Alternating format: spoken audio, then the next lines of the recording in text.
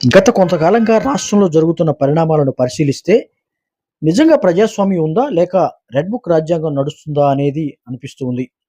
ముఖ్యంగా చూసుకుంటే ఈరోజు విజయవాడలో జరిగిన ఉద్రిక్త పరిస్థితులు రెడ్ బుక్ రాజ్యాంగం అమలుకు టీడీపీ ప్రయత్నిస్తూ ఉంది. అంతేకాకుండా రెడ్ బుక్ రాజ్యాంగంతో ప్రశ్నించిన వారిని గొంతు నొక్కేందుకు కూడా ప్రయత్నిస్తుందనేది స్పష్టంగా తెలుస్తుంది.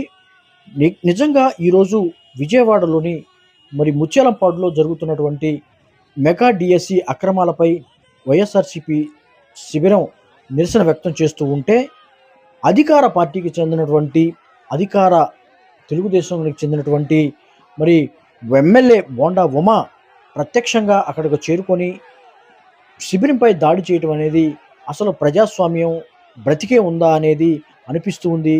అసలు అనుమానం వస్తూ ఉంది. ఈ నేపథ్యంలో ముత్యాలంపాడులో జరిగినటువంటి వైఎస్ఆర్సీపీ శిబిరంపై జరిగినటువంటి దాడిని ప్రతి ఒక్కరూ ఖండిస్తూ ఉన్నారు. అంతేకాకుండా ప్రజాస్వామ్యంలో దీనికి తావు లేదని కూడా చెప్తూ ఉన్న పరిస్థితులు మనం చూస్తూ ఉన్నాము. ఎందుకంటే ప్రశాంతంగా నిరసన వ్యక్తం చేస్తున్నారు వైఎస్ఆర్సీపీ కార్యకర్తలు. వారిపై ప్రత్యక్షంగా టీడీపీ కార్యకర్తలు వచ్చి దాడి చేయటం, అది కూడా పోలీసుల సమక్షంలో జరుగుతుండడంతో ఒకంత అనుమానాలైతే వ్యక్తం అవుతున్నాయి.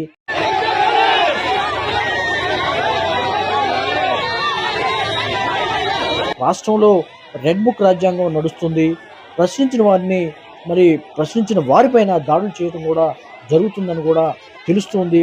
పక్కాగా చూసుకుంటే డిఎస్సిలో అక్రమాలు జరిగాయని ఆరోపణ చేస్తున్నటువంటి వైఎస్ఆర్సీపీని ఎదుర్కోలేక వైఎస్ఆర్సీపీ కార్యకర్తల మీద, నాయకుల మీద దాడి చేయడం, అంతేకాకుండా పోలీసుల సమక్షంలో ఇటువంటి కార్యకలాపాలు జరగడం కూడా కొంత ఆశ్చర్యానికి గురి చేస్తూ ఉంది.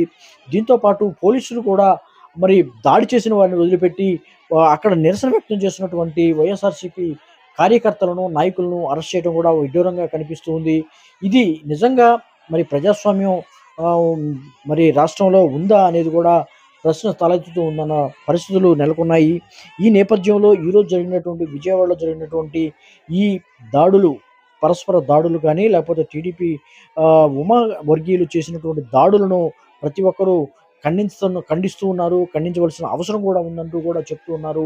ఇది నిజంగా ఇటువంటి కార్యకలాపాలు జరగడం చాలా విడ్డూరంగా ఉంది. పోలీసులు కూడా చూస్తూ ఊరుకుండడం కూడా కొంత అమానుషంగా కూడా అనిపిస్తూ ఉంది. ఇటువంటి కార్యకలాపాలను, ఇటువంటి చర్యలను ప్రజలు గమనిస్తూ ఉన్నారు. అంతేకాకుండా టీడీపీ ఆధ్వర్యంలో జరుగుతున్నటువంటి ఈ దాడులను త్వరలోనే ప్రజలు తిప్పికొడతారని కూడా చాలామంది అక్కడ తమ నిరసన వ్యక్తం చేస్తున్న పరిస్థితి ఈరోజు విజయవాడలో చూస్తూ ఉన్నాం.